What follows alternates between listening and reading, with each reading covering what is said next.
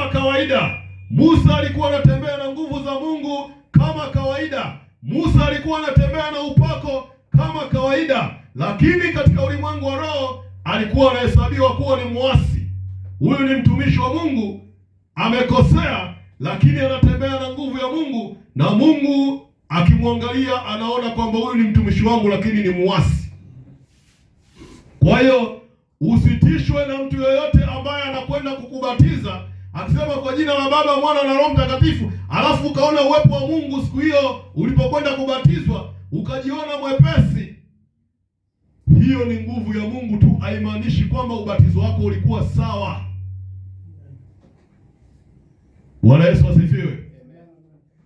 Musa kupiga mwamba mara mbili maji kutoka haimaanishi kwamba kwa sababu maji yametoka basi alikuwa yale ni maelekezo ya Mungu. Hapana. Katika ulimwengu wa roho alikuwa anahesabiwa muasi kama kawaida, ijapokuwa Mungu kafanya muujiza, maji yametoka, lakini bado Musa anahesabika muasi. Tena kibaya zaidi, baada ya jambo hilo, wakati anakaribia Kanaani, Mungu akamwita Musa na Haruni. Mungu akamwambia Musa, Haruni anakwenda kufa. Kwa sababu gani? Kwa sababu ya kosa ambalo mmelifanya kule Meriba. Kwa hiyo Haruni anakwenda kufa. Mvue joho lake, mvalishe mwanaye Eliazari. Mungu anaendelea kumtumia Musa ijapokuwa Musa naye kafanya kosa. Mungu anamwambia Musa, mliasi kule. Musa hajatubu. Ijapokuwa Musa alikuwa na makosa, hajatubu, bado Mungu alikuwa anamtumia. Tena anamtumia kwenda kumweka wakfu mtu mwingine wa Mungu, kuilisi kazi ya Mungu, kuilisi upako, kuilisi huduma ya ukuhani, mambo ambayo wanatakiwa wafanye watu ambao watakatifu sana. Na Eliazari alivalishwa joho na kazi ya ukuhani alipiga kama kawaida, ijapokuwa aliyekuwa amemtia mafuta hayo, aliyekuwa amemvalisha vazi hilo ni mtu ambaye katika ulimwengu wa roho alikuwa amehesabika ameasi. Mungu ameonyesha kosa, lakini Musa hajatubu na bado alikuwa anaendelea kutumiwa na Mungu. Kama leo hii wapo watumishi wa Mungu wameisikia kweli ya Mungu ya ubatizo, kwamba ubatizo ni jina la Bwana Yesu Kristo tu, wao bado wanaendelea kuwabatiza watu kwa jina la Baba, Mwana na Roho Mtakatifu. Mungu anaendelea kuwatumia, lakini haimaanishi kwamba wanahesabika sawa. Katika ulimwengu wa roho bado wanahesabika waasi kama kawaida, ni waasi. Kwa sababu neno la Mungu limesema katika kila jambo na katika kila neno, kila tendo, lifanyeni hivyo kwa jina la Bwana Yesu Kristo. Ubatizo ni moja kati ya kila tendo, kila neno. Ubatizo ni moja kati ya jambo ambalo pia hilo nalo linatakiwa lifanyike kwa jina la Bwana Yesu Kristo. Haijatosha. Baada ya hapo Musa akaendelea na safari. Wingu lilikuwa linaendelea kuonekana kama kawaida. Nguzo ya moto usiku ilikuwa inaonekana kama kawaida. Kwa hiyo usije ukatishwa na upako na nguvu za Mungu za mtumishi yoyote wa Mungu. Kama hayuko sawa, hayuko sawa. Bwana Yesu asifiwe. Musa akaendelea na safari, wana wa Israeli wakiendelea kumtii. Bwana Yesu asifiwe. Wakafika sehemu sasa, muda wa kuingia Kanaani. Kanaani, nchi ya ahadi. Mungu anamsubiri Musa atubu. Musa yeye atubu. Musa akifanya miujiza anaona mambo yanafanyika. Akinena na wana wa Israeli anaona upako unashuka. Musa anajua hapa kila kitu kiko sawa. Mungu alisema tumemwasi kule, lakini mbona mambo yanaendelea kama kawaida? Musa alikuwa hajatubu. Mpaka ukafika muda Mungu akamwambia, sasa tazama, panda mlimani. Tazama kule, unaiona ile Kanaani ile hautaingia, kwa sababu wewe na Haruni ndugu yako mliniasi pale Meriba. Musa anashangaa, Bwana Yesu asifiwe, sitaingia pale. Haleluya. Sasa Bwana Yesu ameandaa mpango wa kuieneza injili ya ufalme wa Mungu nyakati hizi za mwisho. Sasa wapo watumishi wa Mungu ambao ni watumishi wakubwa kama alivyokuwaga Musa. Wapo watumishi wa Mungu ambao wana makanisa makubwa hapa duniani. Katika kazi hiyo ya kuihubiri injili ya ufalme wa Mungu, Mungu anakwenda kuwaweka pembeni kwa sababu hawastahili. Atawaweka pembeni kwa sababu wameacha mafundisho ya mitume na manabii.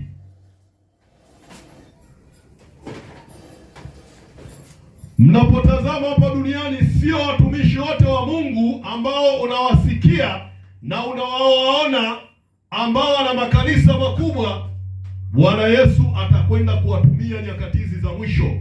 Bwana Yesu anakwenda kuwaweka pembeni.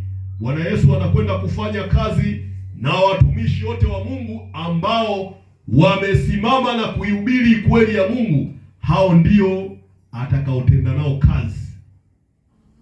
Watashangaa kwenye revival hii ya nyakati za mwisho, watashangaa wao wakitaka kufanya kazi ya Mungu mambo hayafanyiki. Watashangaa wakisikia watu ambao wana makanisa madogo ambao wao wamewadharau, lakini watu wao wamechagua kumheshimu Mungu.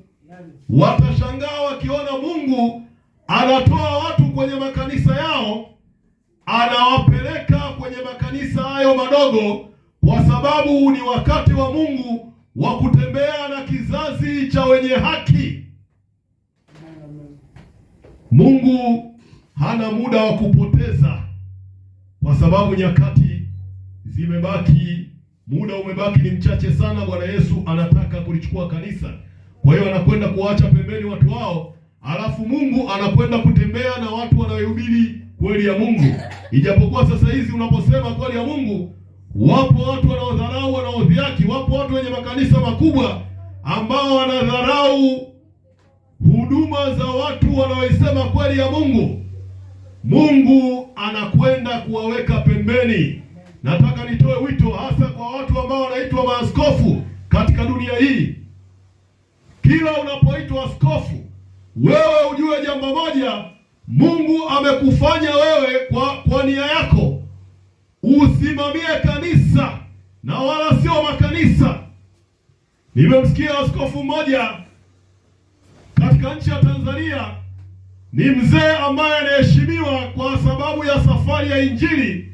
Amehubiri injili ya Mungu kwa muda mrefu, lakini analiambia kanisa eti leo hii huduma ya kitume na huduma ya kinabii eti hazipo.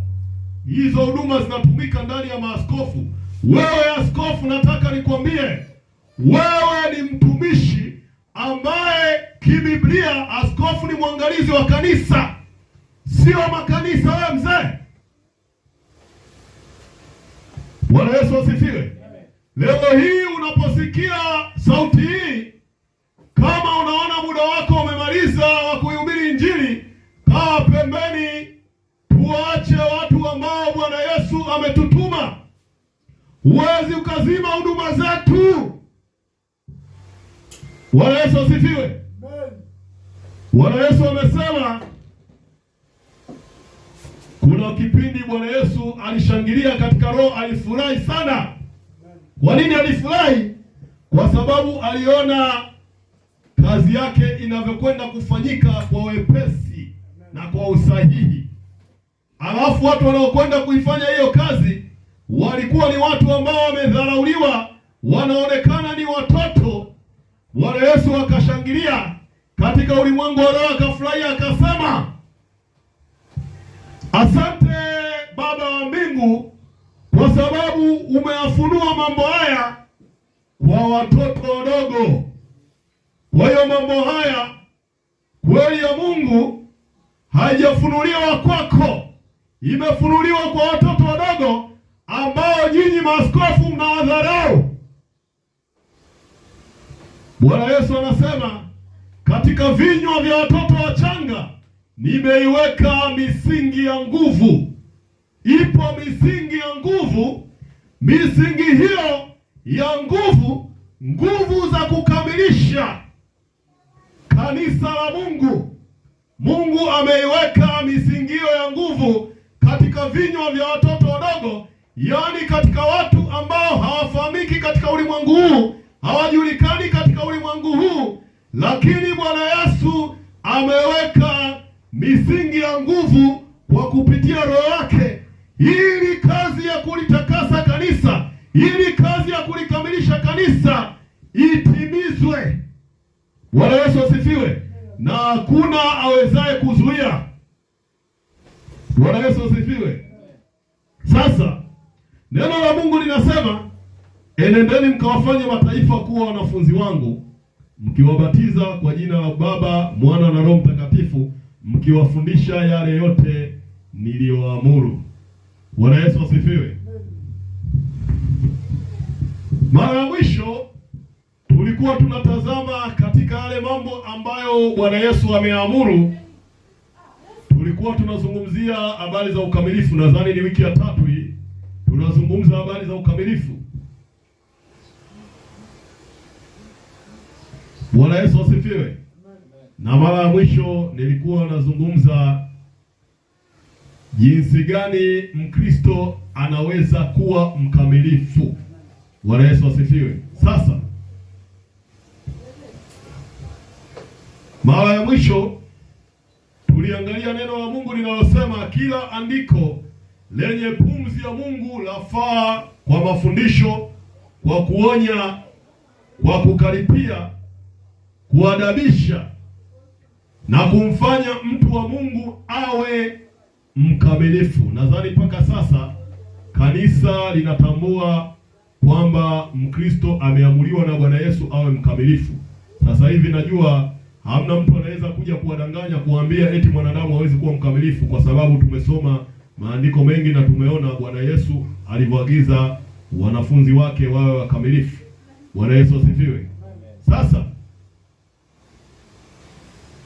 katika neno hilo tuliposoma mara ya mwisho, nikaeleza nikasema ya kwamba unapomkuta mtu hajakamilika, maana yake kuna sehemu kapungukiwa neno la Mungu. Kila sehemu unapopungukiwa neno la Mungu huwezi ukawa kamili.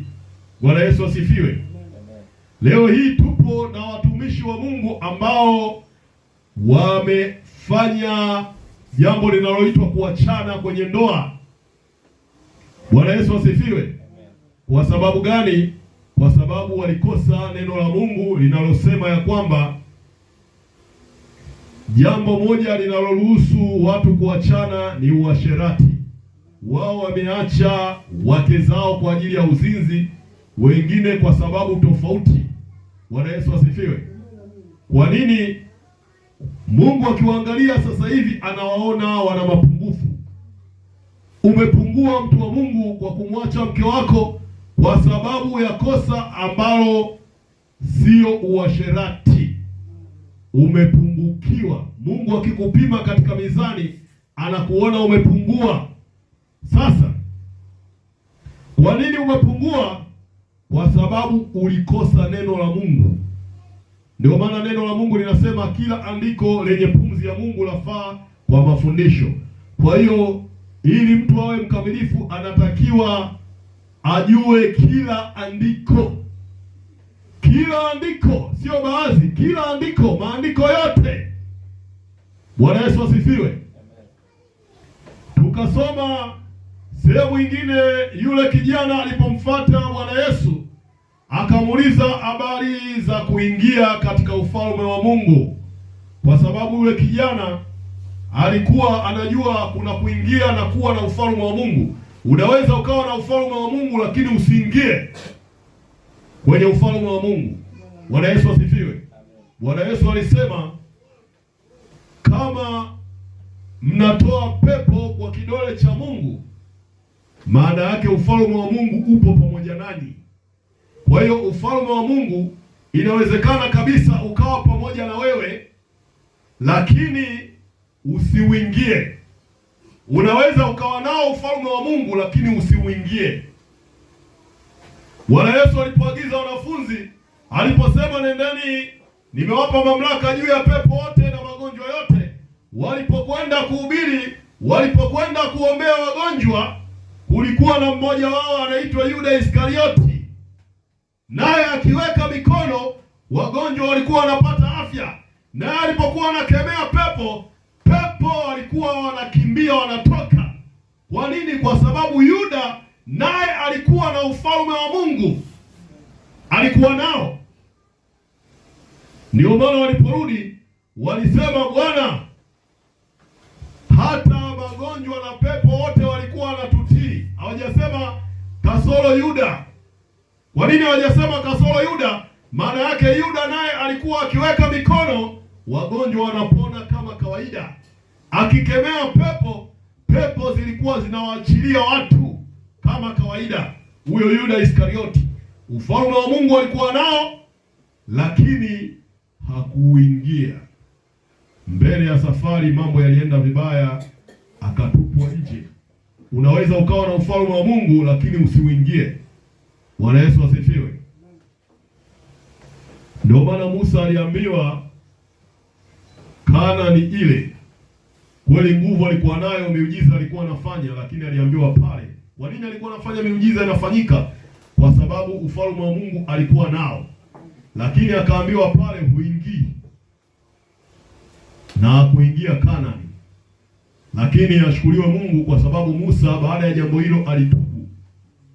Musa baada ya toba akaona kule ni Mungu aliniambia alimuua Haruni, sasa hizi anakwenda kuniua na mimi tena. Lakini hapa inabidi nitubu. Na alipokufa wale malaika wa kuzimu walimfuata kumchukua waondoke naye, kwa sababu wanasema huyu ni wa kwetu, kwa sababu ijapokuwa alikuwa anafanya kazi ya Mungu, lakini kuna bango la mashtaka tumemwinulia kwamba hajatubu. Alipoambiwa na Mungu aseme na mwamba, yeye akapiga. Kwa hiyo wakawa wanamshtaki katika ulimwengu wa roho, hawajajua kwamba Musa alikuwa ametubu. Ndio maana Mungu akatuma malaika Mikaeli, akaenda akapigana na wale mapepo, akauchukua mwili wa Musa. Kwa nini? Kwa sababu Musa alikuwa ametubu. Haleluya. Amen. Bwana Yesu asifiwe. Amen. Sasa Bwana Yesu akamwambia yule kijana, ukitaka kuingia, kwa sababu kijana aliuliza, je, mwalimu, nifanye nini ili niurithi ufalme wa Mungu? Nifanye nini ili niurithi ufalme wa Mungu? Bwana Yesu akamuuliza, unazijua amri? Usije ukawa unataka kuingia katika ufalme wa Mungu wakati hata amri unazivunja. Unazijua amri? Akasema, nimeanza kuzishika tangu utotoni mwangu. Bwana Yesu akamtazama, akampenda yule kijana. Akaona kweli huyu kazishika. Lakini Bwana Yesu akamwambia, ukitaka kuwa mkamilifu. Hivi kwa nini Bwana Yesu anazungumza mambo ambayo hayapo? Swala la ukamilifu kama halipo, kama wanavyodai hawa watumishi, kama wanavyodai hawa watumishi wanavyosema mtu hawezi kuwa mkamilifu. Sasa kama jambo hili halipo la ukamilifu, kwa nini Bwana Yesu ananena mambo ambayo hayana ukamilifu, ambayo hayapo? Na kama Bwana Yesu ananena mambo, inamaanisha kwamba hayo mambo yapo. Swala la ukamilifu lipo. Ndio maana Bwana Yesu akasema, tulinenalo twalijua, tulinenalo tunalijua, kwa sababu wokovu hutoka kwa Wayahudi. Alimwambia maneno hayo yule mwanamke Msamaria kisimani. Tulinenalo twalijua. Kwa hiyo mambo yote aliyokuwa anayanena Bwana Yesu alikuwa anayajua. Swala la ukamilifu, kwa nini Bwana Yesu alilisema? Kwa sababu alikuwa analijua kwamba lipo. Sasa akamwambia yule kijana, ukitaka kuwa mkamilifu. Kwa nini alisema neno ukitaka? Inamaanisha kwamba ni chaguo la mtu ambaye ameokoka. Ukichagua kuwa mkamilifu, basi unaweza kuwa mkamilifu, lakini kama hujachagua huwezi kuwa mkamilifu. Ukitaka kuwa mkamilifu, akamwambia kauze ulivyo navyo uwape maskini, nawe utakuwa na hazina mbinguni, kisha njoo unifuate. Sasa Bwana Yesu hapa ameulizwa swala la kuingia mbinguni. Yeye akamwambia yule kijana kuna mambo matatu. Bwana Yesu asifiwe. Tunajifunza kwa huyu kijana. Hebu ngoja bwana tusome hili neno. Tusome hili neno kwa sababu wapo watu wanaosikiliza, inawezekana ni mara yao ya kwanza, wakasema mbona huyu mtumishi wa Mungu anafundisha kitu ambacho hajakisoma. Bwana Yesu asifiwe.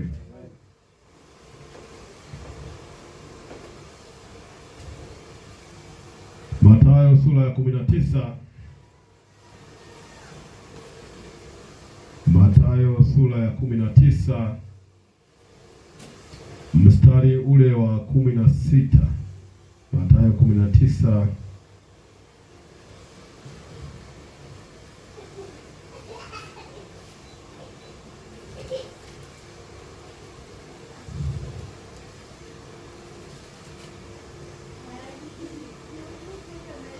Mathayo 19 mstari wa 16, na ninasoma kwa jina la Bwana na Mwokozi wetu Yesu Kristo. Na tazama, mtu mmoja akamwendea akamwambia, Mwalimu, nitende jambo gani jema ili nipate uzima wa milele? Akamwambia, kwa nini kuniuliza habari ya wema? Aliye mwema ni mmoja, lakini ukitaka kuingia katika uzima zishike amri.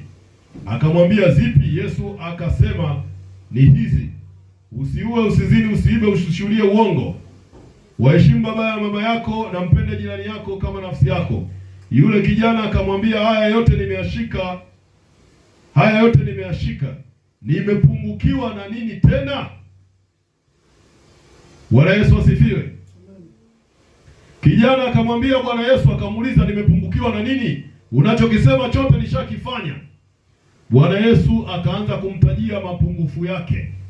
Yesu akamwambia, ukitaka kuwa mkamilifu, ili uwe hujapungukiwa na jambo, nenda ukauze ulivyo navyo wape maskini, nawe utakuwa na hazina mbinguni, kisha njoo unifuate.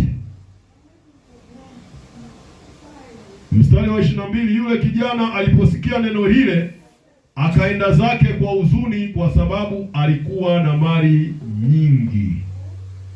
Bwana Yesu asifiwe. Bwana Yesu alimwambia mambo matatu. Ukitaka kuwa mkamilifu, kauze ulivyo navyo uwape maskini, kisha utakuwa na hazina mbinguni, alafu njoo unifuate. Bwana Yesu asifiwe. Bwana Yesu alimfundisha huyu kijana mambo matatu, kwa sababu huyu kijana alikuwa anajua mambo ya kuwa mkamilifu, alikuwa anayafahamu mengine, lakini haya matatu alikuwa akapungukiwa. Ndio maana alimuuliza Bwana Yesu, nimepungukiwa nini? Leo hii kama swali hili angeuliza Mkristo wa nyakati hizi, au mchungaji, au baadhi ya mitume na manabii wa nyakati hizi, wangemuuliza Bwana Yesu, nimepungukiwa nini? Bwana Yesu angetaja mambo mengi ambayo wamepungukiwa. Bwana Yesu asifiwe. Leo hii Wakristo wamepungukiwa mambo mengi, wana mapungufu mengi. Yaani hata katika kutoa sadaka wana mapungufu, kwa sababu sadaka zao kila mtu anaziona. Bwana Yesu asifiwe. Sasa Bwana Yesu akamwambia mambo ambayo yamepungua kwako wewe. Kwanza, lipo jambo la mali. Hili linakuzuia wewe usimtumikie Mungu wako. Kwa hiyo ili uweze kuwa mkamilifu, toa vitu hivi vyote wape maskini, kisha utakuwa na hazina mbinguni, alafu nifuate. Kwa hiyo kwanza, yule kijana, jambo la kwanza, kuna mambo ilibidi ayaondoe kwenye maisha yake, kinachomzuia yeye asikutane na Mungu, asiwe mkamilifu, ni mali zake nyingi. Akaambiwa, uza uwape maskini. Bwana Yesu asifiwe. Kwa nini Bwana Yesu alimwelekeza awape maskini? Bwana Yesu akamwambia, utakuwa na hazina mbinguni. Kwa nini Bwana Yesu hajasema nenda kawapeleke kanisani? Bwana Yesu asifiwe. Kwa nini Bwana Yesu hajamwambia kauze ulivyo navyo, peleka kwa manabii na mitume? Bwana Yesu asifiwe. Kwa sababu Bwana Yesu alikuwa amekuja nyakati hizo za wito unaoitwa wito kutoka juu, wito wa mbinguni, the high calling. Nakumbuka nilifundisha habari za high calling hapa, wito wa mbinguni. Nilifundisha somo hilo na lipo kwenye YouTube, kwenye Top Gospel TV. Linazungumza mambo muhimu ambayo Bwana Yesu alikuwa ameyaleta katika injili za wakati wa mwisho, kwa sababu target ambayo Mungu ametageti ni maskini. Bila maskini Mkristo hawezi kuwa mkamilifu. Ukamilifu unatokana na kujali maskini. Kama hamna maskini, inamaanisha kwamba ukamilifu hautakuwa nao. Kwa hiyo maskini ni watu wanaokuhusu mtu wa Mungu. Ili uweze kuingia mbinguni, maskini wanahitajika. Maskini ni mtaji wa wewe uweze kuingia mbinguni. Yaani bila maskini inamaanisha kwamba wewe mbinguni hauingii. Bwana Yesu asifiwe. Haleluya. Wengine ni wajane na yatima. Bwana Yesu asifiwe. Sasa huyu aliambiwa kauze ulivyo navyo, wape maskini. Kwa nini wape maskini? Kwa sababu utakuwa na hazina mbinguni. Sasa ukiwa na hazina mbinguni, na moyo wako utakuwa mbinguni. Ukiwa na hazina mbinguni, moyo wako pia utakuwa mbinguni, kwa sababu neno la Mungu linasema hazina ya mtu ilipo na ndipo ulipo moyo wake. Kwa hiyo kama moyo wako ukiwa mbinguni, ni rahisi kuwa mkamilifu. Kwa hiyo hazina yako, sadaka yako inakusaidia wewe uwe mkamilifu. Huwezi ukawa mkamilifu bila kutoa sadaka. Na sadaka zako inabidi uzitoe mahali sahihi na utoe sawasawa na mafundisho ya Bwana Yesu, ili moyo wako uende sadaka zako zilipo, uwe mbinguni. Bwana Yesu asifiwe. Sasa yule kijana, moyo wake ulikuwa umeambatana na mali zake. Wapo watu walioambatana, mioyo yao imeambatana na mali zao. Ndio maana leo hii unakuta mtu anaendesha gari, anapokuwa hajaliona shimo au hajaliona tuta, anapofika kwenye tuta, yaani anapoliona umelishafikia tuta, unakuta mtu anaacha mpaka mdomo wazi, anaendesha gari. Kwa nini? Kwa sababu moyo wake umeambatana na lile gari, analithamini, analipenda sana. Moyo wako usiambatane na vitu, moyo wako uambatane na mbingu. Ukiwa na hazina mbinguni, moyo wako utakuwa umeambatana na mambo ya kimbingu. Utaanza kujikuta unapenda kwenda mbinguni. Yaani hata ukija kujaribiwa katika jambo lolote, utasema siwezi nikafanya hili jambo nikaukosa ufalme wa Mungu. Kwa hiyo utaweza kuishinda dunia. Huwezi ukaishinda dunia hii kama moyo wako uko kwenye mambo ya dunia. Amen. Ndio maana neno la Mungu linasema wapendao dunia na mambo ya duniani, upendo wa Mungu hauko ndani mwao. Yaani Biblia inasema wapendao dunia na mambo ya dunia, mioyo yao iko duniani.